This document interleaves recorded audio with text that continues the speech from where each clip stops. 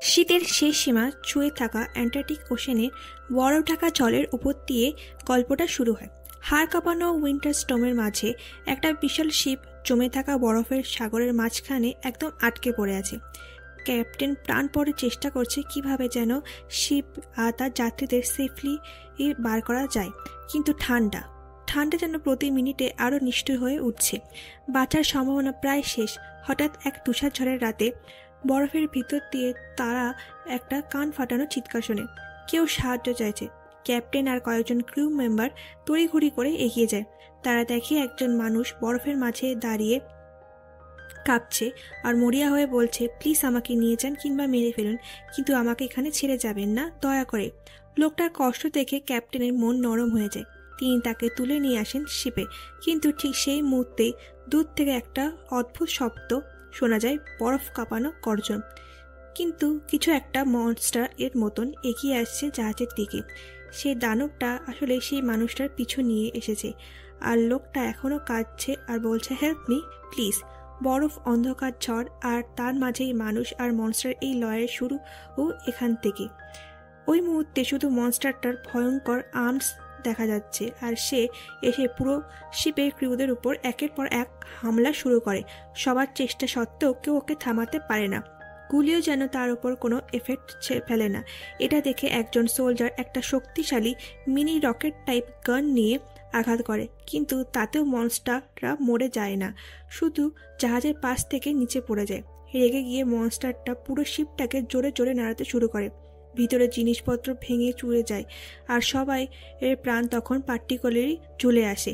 এইগুলো দেখে ক্যাপ্টেন উপর থেকে বরফের উপর একটি বিশাল চোট দেয়। বরফ ফেটে গুঁড়ো গুঁড়ো হয়ে যায়, আর মনস্টারটা ঠান্ডা জমাট বরফের জলের নিচে চাপা পড়ে যায়। সবাই ভাবলো ফাইনালি মনস্টারটা মরে গেছে, কিন্তু না, আসল সত্যটা অন্য। পরদিন সকালে ক্যাপ্টেন সেই মানুষের কাছে আসে যাকে তারা গত রাতেই বাঁচিয়েছিল। ক্যাপ্টেন জিজ্ঞাসা করে, ওই মনস্টারটা তোমার পিছু নিয়েছিল কেন? কিভাবে এলো তোমার জীবনে? এই কথা শুনে লোকটা তার গল্প বলতে শুরু করে, আর ফ্ল্যাশব্যাক খুলে যায়। আমরা দেখি ভিক্টরের চাইল্ডহুড। সেই সময় সে মাত্র 12 বছরের। ভিক্টর একজন বিখ্যাত সায়েন্টিস্ট প্লাস ডক্টরের ছেলে। তার বাবার স্বপ্ন ছিল ভিক্টর বড় হয়ে সায়েন্টিস্ট হবে, একজন খুব ভালো ডক্টর হবে। বাবা ছেলের দুজনের কঠোর পরিশ্রমে ভিক্টর সত্যি খুব ছোট বয়সেই সায়েন্টিস্ট হয়ে ওঠে, কিন্তু তার সায়েন্স কোনো কাজে লাগেনি। ভিক্টর বুঝতে পারে সে নিজের মাকে বাঁচাতে পারেনি। তখন সে রাগে তার বাবাকে জিজ্ঞাসা করেছিল, এই সায়েন্সের দরকারটাই বা কি যখন আমার মাকে বাঁচাতে পারলাম না? তার বাবা তখন শুধু বলেছিলেন, মানুষকে আবার ফিরিয়ে আনা এটা আমাদের ক্ষমতার বাইরে। আর এখান থেকে ভিক্টরের জীবনে এক নতুন যাত্রা শুরু হয়। সে ঠিক করেছিল মরা মানুষকে আবার জীবিত করার উপায় সে খুঁজে বের করবেই। একটা ফর্মুলা, একটা টেকনিক যেটা তার বাবা জানতেন না। ভিক্টর সেটাই খুঁজে বের করার জন্য নিজের জীবনটাই বাজি রেখে শুরু করলো তার নতুন এক্সপেরিমেন্টের পথ চলা। সিন কাটতে এবার প্রেজেন্ট টাইমে ফিরে আসি। যে মনস্টারটাকে সবাই ভেবেছিল বরফ ঠান্ডা জলের নিচে ডুবে গেছে, হঠাৎই সে আবার সেই আইসি ওয়াটার ভেদ করে উপরে উঠে আসে। অদ্ভুত ব্যাপার হলো, এত ঠান্ডা জলে থাকার পরেও ক্রিচারটা একবারও স্নিজ পর্যন্ত করলো না, যেন ওর শরীরে কোনো অনুভূতিই নেই। এই দৃশ্য দেখার পর আবার ফ্ল্যাশব্যাকে ফিরে যায়। ভিক্টর নিজের গল্প বলতে থাকে। ছোটবেলার থেকে যে পাগলাটে আইডিয়া নিয়ে সে চেষ্টা করছিল মানুষকে ফিরিয়ে আনার পথ খুঁজে বের করা, সেই কাজটা সে ছাড়িনি। বছর কেটে গেল। ভিক্টর যখন 30 বছর বয়সে পৌঁছালো, তখন অবশেষে সে ইলেকট্রিসিটি আর হিউম্যান অর্গানস ব্যবহার করে মানুষকে রিভাইভ করার একটা উপায় খুঁজে পেল। তারপর সে তার এক্সপেরিমেন্ট নিয়ে বড় বড় বিজনেসম্যানদের একটা মিটিংয়ে হাজির হলো। সেখানে দাঁড়িয়ে ভিক্টর দেখালো সে অর্ধেক মানুষকে যন্ত্রের মাধ্যমে আবার জীবিত করতে পেরেছে। এটা দেখে সবাই লিটারালি শিউরে উঠল। তাদের মনে হলো ভিক্টর নাকি গডকে চ্যালেঞ্জ করছে আর নিজেকে গড ভাবতে শুরু করেছে। সঙ্গে সঙ্গে সবাই ভিক্টরকে গাল মন্দ করতে লাগলো, বলল, স্টপ দিস ননসেন্স, এই এক্সপেরিমেন্ট আর একদম চালানো যাবে না। কিন্তু ভিক্টর থামলো না। সে একটা বল ছুড়ে দিল তার বানানো হিউম্যানের দিকে। আর অবাক ব্যাপার, হিউম্যানটা এফর্টলেসভাবে সেই বলটা ধরেও ফেললো, এমনকি কিছু কথাও বলল। এই দৃশ্য দেখে রুমে থাকা সবাই আটকে পিছিয়ে গেল এবং ভিক্টরকে তাড়িয়ে দিল। লিভ, এখনই বেরিয়ে যাও। একজনও নেই যিনি তার গবেষণায় ইনভেস্ট করতে রাজি। ভিক্টর চুপচাপ বেরিয়ে গেল, আর সে যে ক্রিয়েচারটা তৈরি করেছিল সেটাকে পিছনে ফেলে গেল। সেই ক্রিয়েচারটা ব্যথায় কাতরাতে থাকা হাফ হিউম্যান সেই সৃষ্টি। অনেকেই তখন ভিক্টরের পিছনে ফিরেছিল, কারণ তারা বিশ্বাস করত যদি ভিক্টর এর রিসার্চ দুনিয়ার সামনে আসে তাহলে মানুষ আর মরবে না, আর পৃথিবী ভরে উঠবে এন্ডলেস পপুলেশনে। অবশেষে অপমান আর হতাশায় ভেঙে পড়া ভিক্টর সেখান থেকে বেরিয়ে যায়। আর ঠিক সে সময় তার সামনে আসে এক ধনী বিজনেসম্যান। আসল সমস্যা ছিল এই যে ওই বিজনেসম্যানের প্রচুর টাকা, বিশাল বিজনেস এম্পায়ার, কিন্তু তার নিজের লাইফ খুব শর্ট। বহু বছর ধরে সে নিজের অসুখের কোনো কিওর খুঁজছিল, নিজের জীবন একটু হলেও বাড়ানোর একটা সুযোগ চাইছিল। আর ভিক্টরের এক্সপেরিমেন্ট দেখে, তার রিসার্চ শুনে তার ভিতরে আবার একটু আশা জেগেছে, ভিক্টর হয়তো তাকে বাঁচাতে পারবে। বিজনেসম্যান ভিক্টরকে বলে, তোমার যা লাগে, যত টাকা লাগে, পৃথিবীর যেখানেই থাকো আমি সব দেব। তুমি শুধু তোমার নিজের ল্যাব তৈরি করো, তোমার এক্সপেরিমেন্ট শেষ করো, যাতে একদিন তুমি আমার লাইফ বাঁচাতে পারো। এই কথা শুনে ভিক্টরের চোখে যেন আলো ফিরে আসে, আনন্দে ভরে যায়। সে যায় তার ভাই উইলিয়ামের বাড়ি এই খবরটা শোনাতে যে সে অবশেষে নিজের ল্যাব তৈরি করতে পারবে। উইলিয়ামও খুব খুশি হয় ভিক্টরের সাকসেস দেখে। সেখানে ভিক্টর দেখা করে এলিজাবেথের সঙ্গে, উইলিয়ামের ওয়াইফ। এলিজাবেথ তাকে খুব শান্তভাবে বলে, সায়েন্স আর গডের মধ্যে একটুখানি ফাইন লাইন আছে। ভিক্টর, সায়েন্স ব্যবহার করো, কিন্তু নিজেকে কখনো গড ভেবে নিও না। ভিক্টর চুপচাপ মাথা নেড়ে বোঝায় সে বুঝেছে। এরপর ভিক্টর চলে যায় একদম দূরের একটি জায়গায়, যেখানে তার এক্সপেরিমেন্ট কেউ দেখতে পাবে না। ধীরে ধীরে সে সেই পুরনো ম্যানশনটাকে নিজের ক্যাসেলে পরিণত করতে শুরু করে। আর সে অর্ডার করে দুটো বিশাল সিলভার অ্যান্টেনা। তার জানা ছিল একটা সম্পূর্ণ হিউম্যান শরীরকে রিভাইভ করতে গেলে লাগবে অস্বাভাবিক পরিমাণ ইলেকট্রিসিটি, আর সেই সময়ে এত পাওয়ার পৃথিবীর কেউ উৎপন্ন করতে পারত না। তাই ভিক্টর ঠিক করে হিউম্যান লাইফ ফিরিয়ে আনতে সে ব্যবহার করবে লাইটনিং। যে সিলভার অ্যান্টেনা দুটোকে সে বানিয়েছিল সেইগুলো আকাশের বিদ্যুৎ ধরে এনে সেই মৃতদেহে পৌঁছে দেবে, আর তখনই পুরো এক্সপেরিমেন্ট সম্পূর্ণ হবে। নতুন একটি লাইফ জন্ম নেবে। উইলিয়াম আর তার ওয়াইফ এলিজাবেথ, যিনি আবারও এক বড় বিজনেসম্যানের নিস, দুজনেই ভিক্টরের এই জার্নিতে তাকে সাপোর্ট করে। গল্পটা এখন ধীরে ধীরে এগোচ্ছে এমন এক জায়গায় যেখানে সায়েন্স আর ইমোশন দুটোই একসঙ্গে ঝড় তুলতে চলেছে। ল্যাবটা পুরো তৈরি হয়ে গেল। ভিক্টর আবার তার হিউম্যান রিভাইভাল এক্সপেরিমেন্টের শুরু করলো, কিন্তু যতই চেষ্টা করুক সে একটা পূর্ণ মানুষকে জীবিত করতে পারছিল না। বারবার ফেলিয়ার, বারবার ডিসঅ্যাপয়েন্টেড। তখন এলিজাবেথ তাকে বলল, নট লাইক দ্যাট, তুমি একদম শুরু থেকে শুরু করো, নিজের দিকে দেখো, যেমন তুমি চলাফেরা করো ঠিক তেমনভাবেই বানাও। এলিজাবেথের কথা ভিক্টরের মাথায় যেন এক বজ্রপাতের মতন পড়ল। সে সবকিছু আবার নতুন করে শুরু করলো। এবার সে ফোকাস করলে নিজের বডি মুভমেন্টসের কিভাবে হাত নড়ে, পা নড়ে, জয়েন্টস কীভাবে কাজ করে। ঠিক সেভাবেই সে তার হিউম্যানয়েডের স্কেলিটনের সাথে মাসেল আর ওয়ার্স কানেক্টেড করলো, যাতে হাত পা নড়তে পারে, হাঁটতে পারে, মুভ করতে পারে। পুরো শরীর জুড়ে সে পাতলা পাতলা ওয়ার্স বসিয়ে দিল। স্ট্রাকচারটা তৈরি হওয়ার পরে এলো সবচেয়ে বড় চ্যালেঞ্জ, অর্গানস কোথা থেকে পাবে এইগুলো। ঠিক সেই সময় যুদ্ধ চলছিল। ভিক্টর ব্যাটেলফিল্ডের থেকে অসংখ্য ডেড বডিস এনে প্রত্যেকটা শরীর কাটাছেঁড়া করে পারফেক্ট অর্গান খুঁজতে লাগলো। যে মৃত মানুষের চোখটা ঠিক আছে সেটা হিউম্যানডে বসালো, আরেকজনের নাক, আরেকজনের হৃৎপিণ্ড, এইভাবে টুকরো টুকরো করে সে তৈরি করেছিল একটা পুরো বডি। এই পুরো প্রসেসটা ছিল ভয়ঙ্কর, স্পাইন চিলিং। ভিক্টর একের পর এক ডেড বডি কাটছিল, শুধু এই আশায় যে সে তার হিউম্যানয়েডকে একটা লাইফ দিতে পারবে। সব শেষে যখন পুরো বডি কমপ্লিট হলো, ভিক্টর তার নাম দিল ফ্র্যাঙ্কেনস্টাইন। এরপর সে ফ্র্যাঙ্কেনস্টাইনের হার্টকে কানেক্টেড করলো একটা পাওয়ারফুল মেশিনের সাথে, যেটা ইলেকট্রিসিটি দিয়ে হার্টবিট শুরু করবে, তাকে জীবিত করবে। এখন ভিক্টরের আর কিছু করার নেই, শুধু অপেক্ষায় একটা থান্ডারস্টর্মের। যেদিন বজ্রপাত পড়বে, তার সিলভার অ্যান্টেনার লাইটনিং স্ট্রাইক করবে আর ফ্র্যাঙ্কেনস্টাইন জীবিত হয়ে উঠবে। একদিন ঠিক সেই স্টর্মটাই হলো। আকাশ কালো, বিদ্যুৎ চমকাচ্ছে। ভিক্টর বুঝলো দিস ইজ দ্য মোমেন্ট। আর ঠিক সেই দিনই যিনি পুরো এক্সপেরিমেন্টের জন্য ফান্ডিং দিয়েছিল, সেই রিচ বিজনেসম্যানটা ভিক্টরের ল্যাবে হাজির হলো। ভিক্টর ওকে জিজ্ঞাসা করে, দেখো আজ এক্সপেরিমেন্ট কমপ্লিট, এখন তুমি আমার কাছ থেকে কী চাও? লোকটা শান্ত গলায় বলে, আর কী বা চাই, যেদিন আমি মারা যাব সেদিন তুমি আমাকে ঠিক এই বডিটা ইউজ করে আবার জীবিত করে দিও, আর যদি তুমি আমাকে ফিরিয়ে আনতে পারো তাহলে আমার হার্ট আর মাইন্ড এই বডির ভিতরে বসিয়ে দিও। এই কথা শুনে ভিক্টর একদম শক। সে বলে, না, আমি আমার বডি আর টেম্পার করব না। ব্যবসায়ীটা রেগে আগুন হয়ে যায়। সে ভিক্টরের দিকে ঝাঁপিয়ে পড়ে আর ঝগড়া শুরু হয় দুজনের মধ্যে। ধস্তাধস্তির মাঝে লোকটা নিচে পড়ে যায় আর সেখানেই তার মৃত্যু হয়। সেই সময় ভিক্টরের বানানো বিশাল টাওয়ারগুলোর উপর বিদ্যুৎ আঘাত করে। আকাশে সেই বিদ্যুৎ তার পুরো সিস্টেমকে কাঁপিয়ে দেয়। তবু ভিক্টর বুঝতে পারে তার এক্সপেরিমেন্ট ফেল করেছে। তার হিউম্যানয়েড ফ্র্যাঙ্কেনস্টাইন একবারও নড়েনি। জীবনের কোনো চিহ্ন নেই। বছরের পর বছর পরিশ্রম, স্লিপলেস রাত, সব যেন শেষ হয়ে গেল। হতাশ ভিক্টর চুপচাপ একটা জায়গায় বসে থাকে, তারপর ঘুমিয়ে পড়ে। সকালবেলা ঘুম থেকে উঠে সে নিজের চোখেও বিশ্বাস করতে পারে না। ফ্র্যাঙ্কেনস্টাইন হাঁটছে। সে দাঁড়িয়ে আছে ভিক্টরের সামনে। পুরো বডিটা ব্যান্ডেজে মোড়া আর তার হাঁটার স্টাইল এত অদ্ভুত যে ভিক্টরের শরীর কেঁপে ওঠে। স্পষ্ট বোঝা যাচ্ছিল এটা নর্মাল হিউম্যান না। তার মুভমেন্ট ছিল উইয়ার্ড কানেকশনের মতন, খুবই মেশিনিক্যাল, খুব স্ট্রেঞ্জ। তার শরীরের প্রতিটি অংশ অন্য কারোর মৃত মানুষের অংশ দিয়ে জোড়া লাগানো। এই ক্রিয়েচারটা দেখতে ছিল ভয়ঙ্কর, অস্বাভাবিক। ভিক্টর নিজের তৈরি এই দানবকে দেখে নিজেই ভয় পেয়ে যায়। সে ওকে একটা সিক্রেট ঘরে তালা মেরে রাখে।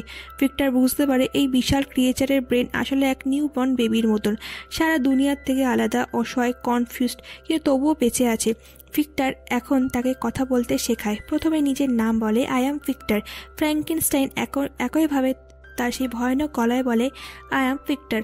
দিন যত যায় ভিক্টর তাকে শেখাতে থাকে একজন নর্মাল মানুষের মতন কিভাবে হাঁটতে হয়। কিন্তু একটা জিনিসই ভিক্টর পুরোপুরি ভুলে যায়, ফ্র্যাঙ্কেনস্টাইনের শরীর বড় হলেও তার মনের বয়সটা এখনও এক শিশু। ওকে ঠিক সেইভাবেই হ্যান্ডেল করা দরকার ছিল।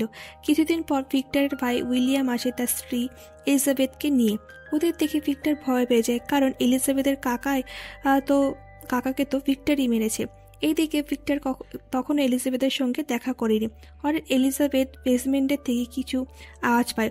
ওটা ফলো করতে করতে নিচে নামতে তার সামনে উপস্থিত হয় ফ্র্যাঙ্কেনস্টাইন। ওকে দেখে এলিজাবেথ পুরো শকড আর অ্যামেজড হয়ে যায়। ফ্র্যাঙ্কেনস্টাইনের এত বড় শরীর, এত অদ্ভুত চেহারা। তো ভিক্টরের সাকসেস দেখে তার চোখে আনন্দ ঝলকে ওঠে। ওকে দেখে এলিজাবেথ বলে, you are so big. Frankenstein তার নাম জানতে চায়। এলিজাবেথ হাসি মুখে তাকে নিজের নাম বলে। তারপর সে ছোট বাচ্চার মতন করে ওকে শেখাতে চেষ্টা করে। সে তাকে 3টে শব্দ শেখায়, water, air R fire.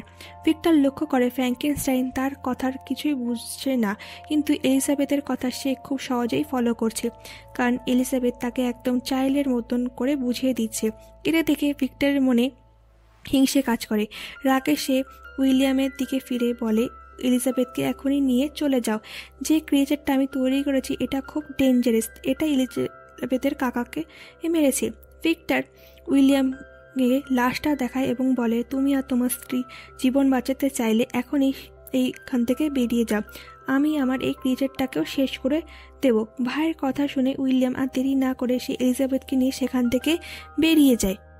As they live, Victor পুরো প্লেসটা জ্বালিয়ে দিল। সে চারিদিকে গ্যাসোলিন ঢালল আর একটা ম্যাচ জ্বালাতেই বুম, পুরো প্যালেসটা বিস্ফোরণে উড়ে গেল। ভিক্টর নিজেও সেই ব্লাস্টে ছিটকে বাইরে পড়ল। ভিক্টরের অবস্থা তখন এতটাই খারাপ যে তার পা পার্টিকুলারলি পুরো বিচ্ছিন্ন হয়ে গিয়েছিল, কেবল কয়েকটা ভেনে কোনো মতন ঝুলে আছে। এই অবস্থা দেখে উইলিয়াম পুরো ভেঙে পড়ে। সে ভিক্টর আর এলিজাবেথকে নিয়ে তাড়াতাড়ি সিটিতে ফিরে যায়। সিন কাট হয়। এবার আমরা ফিরে আসি প্রেজেন্টে দেখা গেল ফ্র্যাঙ্কেনস্টাইন জলের নিচ থেকে একদম আনস্ক্র্যাচেড বেরিয়ে আসে। তার মন শুধু একটাই জিনিসে ভরা, রিভেঞ্জ। সে রাগে ফুঁসে ওঠে, শিপে ঢুকে জায়গায় জায়গায় আগুন লাগাতে শুরু করে। ক্যাপ্টেনের সামনে এসে তাকে থামায়। সে জিজ্ঞাসা করে, ভিক্টর, মানে তোমার ফাদার যে স্টোরি বলছিল সেটা কি সত্যি? তুমি কি সত্যি এত ডেঞ্জারাস যে হিউম্যানদের মেরে ফেলে? ফ্র্যাঙ্কেনস্টাইন একটু চুপ করে, তারপর খুব শান্ত গলায় বলে, না, ওটা হাফ ট্রুথ। আমি কোনোদিন কোনো হিউম্যানকে মারিনি। হ্যাঁ, আমি ভিক্টরের উপর রাগ করি, তার উপর রিভেঞ্জ চাই, কারণ সে আমাকে ওই বার্নিং প্লেসে ফেলে রেখে গেছে। আমি কোনো মতে বেসমেন্ট দিয়ে পালিয়ে গিয়েছিলাম। সেই পথ ধরে আমি চলে যাই জঙ্গলের দিকে। তারপর বছর বছর আমি ওই জঙ্গলে ঘুরে বেড়েছি, একটা ছোট শিশুর মতন, মেঘের আড়ালে লস্ট হয়ে। ফ্র্যাঙ্কেনস্টাইনের গলা কাঁপছিল। সে বলল, ভিক্টর, কখনো ভাবিনি আমি মেন্টালি একটা চাইল্ড ছিলাম। ওই নিষ্ঠুর পৃথিবীতে আমি কিভাবে সার্ভাইভ করলাম। আমি যেদিকে যেতাম অ্যানিমেলসরা আমাকে দেখে ভয় পালিয়ে যেত। আমি এতটাই লোনলি ছিলাম। তার ভয়েস আরও হেভি হয়ে ওঠে। জঙ্গলের হান্টার্সরা আমাকে দেখলে সঙ্গে সঙ্গে আক্রমণ করত। তারা ভাবতো আমি ইভিল। একদিন তো সত্যি তারা আমাকে কর্নার করে ফেলে। আমি পালাতে না পেরে তাদের গুলিতে পড়ে যাই। জীবন বাঁচাতে আমি একটা ছোট্ট বাড়ির ভিতর ঢুকে লুকিয়ে পড়ি। চেতনা ফেরার পর দেখি আমার সব সবগুলি কেমন করে যেন কমপ্লিটলি হিল হয়ে গেছে। এত কথা বলতে বলতে ফ্র্যাঙ্কেনস্টাইনের চোখে শুধু ডিসবিলিফ আর অবাক বিস্ময়। সে বলল, আমি আবার ওই বাড়িটার ভিতরে তাকালাম। সেখানে এত মানুষ থাকতো, full of love and care. আমি বুঝতে পারলাম আমাকেও ঠিক এমন একটা পরিবার দরকার। এমন মানুষ দরকার যাদের সাথে আমি কথা বলতে পারবো, যাদের সাথে আমার একটা বন্ধন থাকবে। ফ্র্যাঙ্কেনস্টাইন দেখলো একজন বুড়ো মানুষ তার নাতনিকে পড়াতে বসেছে। সে লুকিয়ে তাদের সবকিছু বুঝে নিত, তাদের ভাষা শুনতো, শিখতো আর তাদের আচরণগুলো নোট করত। ফ্র্যাঙ্কেনস্টাইনের মনেও একটা ইচ্ছে জাগলো এই পরিবারটার একটা অংশ হয়ে যেতে। সে দেখত কিভাবে পরিবারের লোকেরা নিজেদের কাজে ব্যস্ত, কিভাবে তারা ঘর বাড়ি যত্ন নেয়। তার ভিতরেও একটা দায়িত্ববোধ তৈরি হলো। তাই সেও গোপনে বাড়ির বাইরে বেরিয়ে গিয়ে সাহায্য করত। ওদের প্রয়োজনগুলো যেন ঠিক মতন পূরণ হয় সেটা নিশ্চিত করত। কখনো সে জঙ্গল থেকে কাঠ ভেঙে এনে বাড়ির সামনে রেখে দিত, কখনো আবার একটা হরিণ শিকার করে এনে দিত, যেন পরিবারটার খাবারের অভাব না হয়। পরিবারের লোকেরা ভাবত, কে হতে পারে এই রহস্যময় সাহায্যকারী। দাদু তখন শুধু হাসতেন আর বলতেন, হয়তো ঈশ্বরই সাহায্য করছেন। সময় কেটে যায়। এক সময় পরিবার ঠিক করে শহরে চলে যাবে, কিন্তু দাদু তাদের সাথে যান না, তিনি ওখানেই থাকেন। এটা তখনও জানা যায় যে দাদু আসলে ব্লাইন্ড, কিন্তু তার কান খুব তীক্ষ্ণ। তিনি সব শুনতে পেতেন, সব বুঝতেন, আর তিনি সবসময় জানতেন যে ফ্র্যাঙ্কেনস্টাইন ওই বাড়িতে থাকে। দাদুর চোখে জন্ম থেকে ফ্র্যাঙ্কেনস্টাইন একজন মানুষ ছিল, আর তিনি জানতেন এই প্রাণীটা সবসময় তাদের সাহায্য করেছেন। পরিবার চলে যাওয়ার পর ফ্র্যাঙ্কেনস্টাইন তার সামনে আসে, আর বৃদ্ধ মানুষরা তাকে নিজের পরিবারের সদস্যের মতনই গ্রহণ করে। সেই সময়ে এই দাদু ফ্র্যাঙ্কেনস্টাইনকে শেখাতে থাকে মানুষের মতন কীভাবে থাকতে হয়, কীভাবে পড়তে হয়, কীভাবে সব সাধারণ কাজ করতে হয়। একদিন ফ্র্যাঙ্কেনস্টাইন সব কিছু শিখে নেয়। সেদিন দাদু তাকে জিজ্ঞাসা করে, তুমি কোথা থেকে এসেছো? এই প্রশ্ন শুনে ফ্র্যাঙ্কেনস্টাইন ভয় পেয়ে যায়, কারণ তার কোনো উত্তরই নেই। সে নিজেও জানে না সে কোথা থেকে এসেছে। দাদু বোঝান, তুমি অন্তত মনে করতে পারো শেষবার কোথায় ছিলে, সেখানে ফিরে যাও, তাহলে তোমার জীবনের সত্যিটা জানতে পারবে। ফ্র্যাঙ্কেনস্টাইন উত্তর দেয়, হ্যাঁ, আমি জায়গাটা মনে করতে পারছি, আমি সেখানে যেতে পারি। দাদুর কথা মেনে ফ্র্যাঙ্কেনস্টাইন ফিরে যায় সেই ল্যাবে, সেখানে ভিক্টর তাকে প্রথম তৈরি করেছিল। সেখানে গিয়ে ভিক্টরের সব এক্সপেরিমেন্ট দেখতে পায়, আর সে অবাক হয়ে যায়। সে তো জন্মায়নি, সে তৈরি হয়েছে। সেখান থেকে সে ভিক্টরের ঠিকানা পেয়ে যায়। এবার সে সিদ্ধান্ত নেয় ভিক্টরের কাছে যাবে, আর তাকে অনুরোধ করবে যেন ভিক্টর আর একজন তার মতন ক্রিয়েচার তৈরি করে, যার সাথে সে থাকতে পারে, যার সাথে সে এই পৃথিবীতে বেঁচে থাকতে পারে। এই খবর জানার পর সে সাথে সাথেই গ্র্যান্ডপার কাছে দৌড়ে গেল সুখবরটা জানাতে। কিন্তু সেখানে পৌঁছে সে যে দৃশ্যটা দেখল, গ্র্যান্ডপাকে নেকড়েরা আক্রমণ করেছে আর তিনি মৃত্যুর কোলে ঢলে পড়েছেন। সে ভেঙে পড়ল। গ্র্যান্ডপার হাত ধরে বলল, ইউ কান্ট ডাই, তুমি মরতে পারো না, তুমি এই দুনিয়ায় আমার একমাত্র সঙ্গী। ওদের কথা শেষ হওয়ার আগেই হঠাৎই বুড়ো লোকটার ছেলেরা সেখানে পৌঁছালো। তারা ফ্র্যাঙ্কেনস্টাইনকে দেখে তাকে কোনো দানব মনে করে তার পিছন থেকে গুলি চালিয়ে দিল।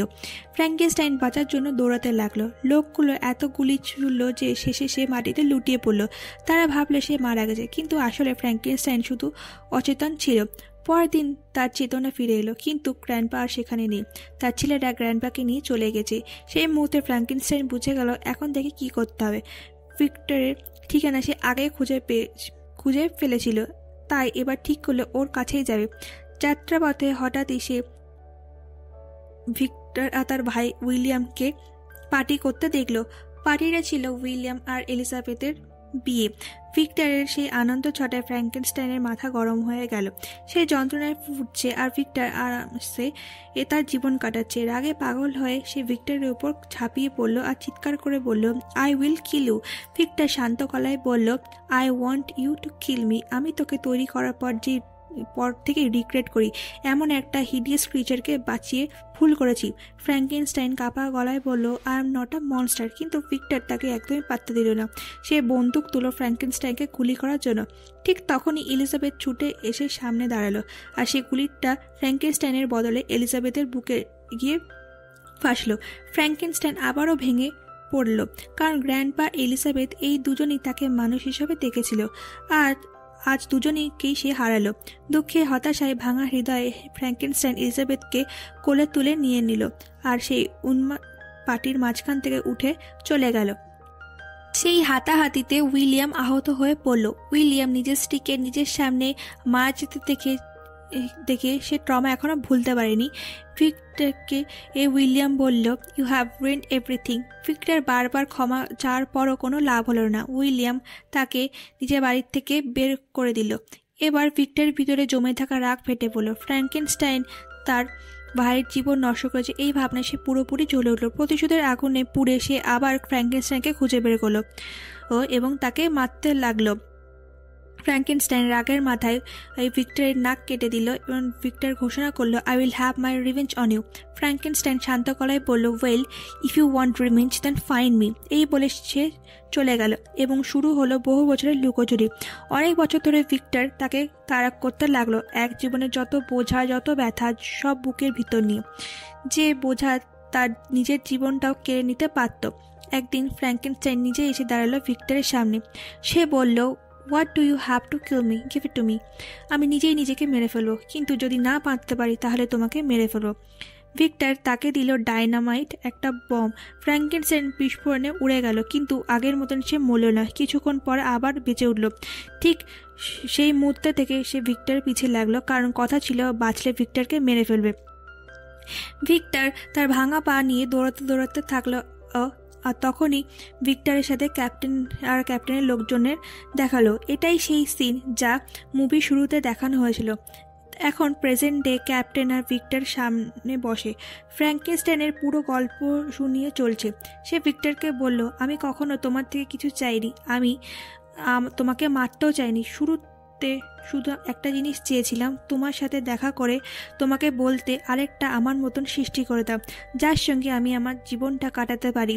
এই কথা শুনে ভিক্টরের চোখ ভিজে গেল।